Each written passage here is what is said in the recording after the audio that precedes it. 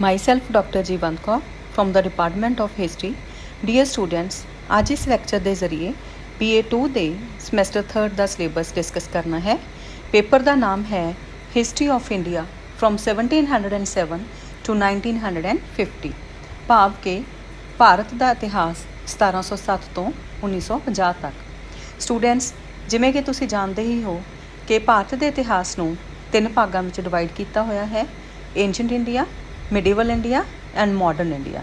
ਪ੍ਰਾਚੀਨ ਭਾਰਤ, ਮੱਧਕਾਲੀਨ ਭਾਰਤ ਅਤੇ ਆਧੁਨਿਕ ਭਾਰਤ। BA2 ਦੇ ਸਮੈਸਟਰ 3 ਦੇ ਸਿਲੇਬਸ ਨੂੰ ਡਿਸਕਸ ਕਰਨ ਤੋਂ ਪਹਿਲਾਂ BA1 ਦੇ ਸਮੈਸਟਰ 1 ਐਂਡ ਸਮੈਸਟਰ 2 ਦੇ ਸਿਲੇਬਸ ਨੂੰ ਬਰੀਫ ਵਿੱਚ ਡਿਸਕਸ ਕਰਨਾ ਹੈ, ਤਾਂ ਜੋ ਤੁਸੀਂ ਸਮੈਸਟਰ 3 ਦੇ ਸਿਲੇਬਸ ਨੂੰ ਈਜ਼ੀਲੀ ਸਮਝ ਸਕੋ।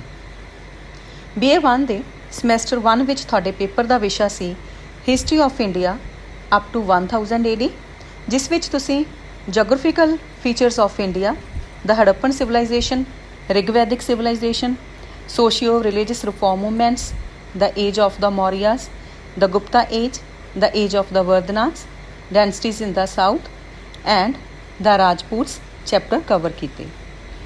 BA1 ਦੇ ਸਮੈਸਟਰ 2 ਵਿੱਚ ਤੁਹਾਡੇ ਪੇਪਰ ਦਾ ਵਿਸ਼ਾ ਸੀ history of India from 1000 AD to 1707 AD, ਜਿਸ ਵਿੱਚ ਤੁਸੀਂ invasions of Mahmud Ghaznavi, conquest of Muhammad Ghori, causes of the success of Turks, consolidation of Delhi Sultanate, Alauddin Khalji, the Tughlaqs, the Vijayanagar Kingdom, establishment of Mughal Empire under Babur, administration of Sher Shah Suri, religious and Rajput policies of Akbar, Jahangir, Aurangzeb, Shivaji and Mughal administration chapter cover ਕੀਤੇ। ਸੋ ਜਿੱਥੇ ਤੁਹਾਡੇ second semester ਦੇ paper ਦਾ time period ਖਤਮ ਹੁੰਦਾ ਹੈ, ਉੱਥੇ ਹੀ BA2 ਦੇ third semester ਦੇ ਪੇਪਰ ਦਾ ਟਾਈਮ ਪੀਰੀਅਡ ਸ਼ੁਰੂ ਹੁੰਦਾ ਹੈ। ਸੈਕਿੰਡ ਸਮੈਸਟਰ 1707 ਤੱਕ ਹੈ ਅਤੇ ਥਰਡ ਸਮੈਸਟਰ 1707 ਤੋਂ ਸ਼ੁਰੂ ਹੋ ਜਾਂਦਾ ਹੈ ਅਤੇ 1950 ਤੱਕ ਹੈ। 1707 ਦਾ ਸਮਾਂ ਉਹ ਸਮਾਂ ਸੀ ਜਦੋਂ ਮੁਗਲ ਵੰਸ਼ ਦੇ last important Mughal ruler Aurangzeb ਦੀ ਡੈਥ ਹੋ ਜਾਂਦੀ ਹੈ ਅਤੇ ਮੁਗਲ ਸਾਮਰਾਜ ਦਾ ਡਾਊਨਫਾਲ ਸ਼ੁਰੂ ਹੋ ਜਾਂਦਾ ਹੈ। ਦੂਸਰੇ ਪਾਸੇ ਬ੍ਰਿਟਿਸ਼ ਇੰਪਾਇਰ ਇਸਟੈਬਲਿਸ਼ ਹੋਣਾ ਸ਼ੁਰੂ ਹੋ ਜਾਂਦਾ ਹੈ। ਸੋ BA2 ਦੇ ਥਰਡ ਸਮੈਸਟਰ ਦੇ ਪ੍ਰੈਸਕ੍ਰਾਈਬਡ ਸਿਲੇਬਸ ਵਿੱਚ ਬ੍ਰਿਟਿਸ਼ ਸਾਮਰਾਜ ਦਾ ਇਸਟੈਬਲਿਸ਼ ਹੋਣਾ, ਭਾਰਤੀ ਲੋਕਾਂ ਵਿੱਚ ਜਾਗਰਤੀ ਆਉਣੀ, ਫਰੀडम ਮੂਵਮੈਂਟ ਦਾ ਸ਼ੁਰੂ ਹੋਣਾ ਅਤੇ ਭਾਰਤ ਦੀ ਆਜ਼ਾਦੀ ਪ੍ਰਾਪਤ ਕਰਨ ਨਾਲ ਸੰਬੰਧਿਤ ਟੌਪਿਕਸ ਨੂੰ ਇਨਕਲੂਡ ਕੀਤਾ ਗਿਆ ਹੈ।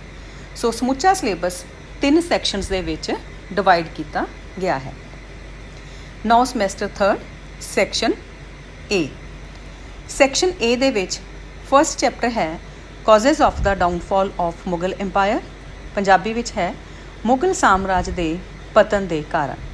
ਸੈਕੰਡ ਚੈਪਟਰ ਹੈ foundation and expansion of British empire, battle of Plassey and Buxar, administrative and social reforms of Cornwallis and Bentinck, Punjabi ਵਿੱਚ ਹੈ ਅੰਗਰੇਜ਼ੀ ਸਾਮਰਾਜ ਦੀ ਸਥਾਪਨਾ ਅਤੇ ਵਿਸਥਾਰ, ਪਲਾਸੀ ਦੀ ਲੜਾਈ, ਬਕਸਰ ਦੀ ਲੜਾਈ, ਲਾਰਡ ਕੋਰਨਵਾਲਿਸ ਅਤੇ ਲਾਰਡ ਵਿਲੀਅਮ ਬੈਂਟਿਕ ਦੁਆਰਾ ਕੀਤੇ ਗਏ ਪ੍ਰਸ਼ਾਸਨਿਕ ਅਤੇ ਸਮਾਜਿਕ ਸੁਧਾਰ। ਥਰਡ ਚੈਪਟਰ ਹੈ the uprising of 1857, nature, causes, results and causes of its failure, Punjabi ਵਿੱਚ ਹੈ 1857 ਦਾ ਮਹਾਨ ਵਿਦਰੋਹ, ਇਸ ਦਾ ਸਰੂਪ, ਇਸ ਦੇ ਕਾਰਨ, ਇਸ ਦੇ ਨਤੀਜੇ ਅਤੇ ਮਹਾਨ ਵਿਦਰੋਹ ਦੀ ਅਸਫਲਤਾ ਦੇ ਕਾਰਨ।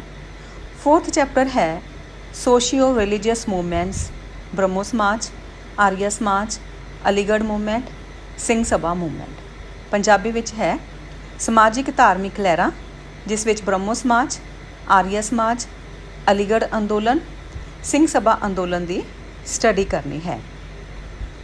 ਸੈਕਸ਼ਨ B ਵਿੱਚ ਫਿਫਥ ਚੈਪਟਰ ਹੈ British agrarian policy in India, agriculture, rural indebtedness, Punjabi ਵਿੱਚ ਹੈ ਭਾਰਤ ਵਿੱਚ ਅੰਗਰੇਜ਼ਾਂ ਦੀਆਂ ਆਰਥਿਕ ਨੀਤੀਆਂ, ਜਿਸ ਵਿੱਚ ਖੇਤੀਬਾੜੀ ਨਾਲ ਸੰਬੰਧਿਤ ਆਰਥਿਕ ਨੀਤੀਆਂ ਅਤੇ ਪੇਂਡੂ ਪਛੜੇਪਨ ਦੇ ਟੌਪਿਕ ਨੂੰ ਸਟੱਡੀ ਕਰਨਾ ਹੈ।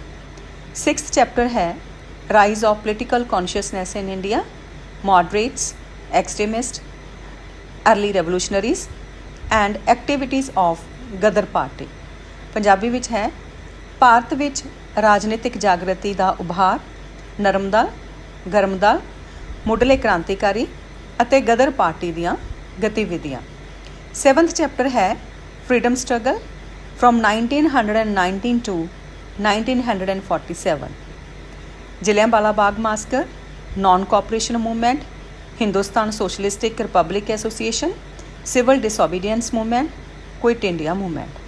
ਪੰਜਾਬੀ ਵਿੱਚ ਹੈ 1919 ਤੋਂ 1947 ਤੱਕ ਆਜ਼ਾਦੀ ਦੀ ਲਹਿਰ, ਜਿਸ ਨਾਲ ਸੰਬੰਧਿਤ ਟੌਪਿਕ ਜਲਿਆਂਵਾਲੇ ਬਾਗ ਦਾ ਸਾਕਾ, ਅਸਹਿਯੋਗ ਅੰਦੋਲਨ, Hindustan socialistic republic association, civil ਨਾਫਰਮਾਨੀ ਅੰਦੋਲਨ ਅਤੇ ਭਾਰਤ ਛੱਡੋ ਅੰਦੋਲਨ ਟੌਪਿਕਸ ਦੀ ਸਟੱਡੀ ਕਰਨੀ ਹੈ।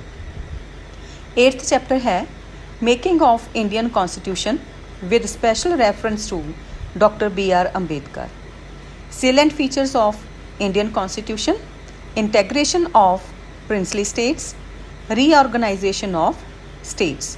ਪੰਜਾਬੀ ਵਿੱਚ ਹੈ ਭਾਰਤੀ ਸੰਵਿਧਾਨ ਬਣਾਉਣ ਵਿੱਚ ਡਾਕਟਰ B.R. ਅੰਬੇਦਕਰ ਦਾ ਯੋਗਦਾਨ, ਭਾਰਤੀ ਸੰਵਿਧਾਨ ਦੀਆਂ ਮੁੱਖ ਵਿਸ਼ੇਸ਼ਤਾਵਾਂ, ਰਜਵਾੜੇਹਾਰ ਰਿਆਸਤਾਂ ਦਾ ਏਕੀਕਰਨ ਅਤੇ ਰਾਜਾਂ ਦਾ ਪੁਨਰਗਠਨ।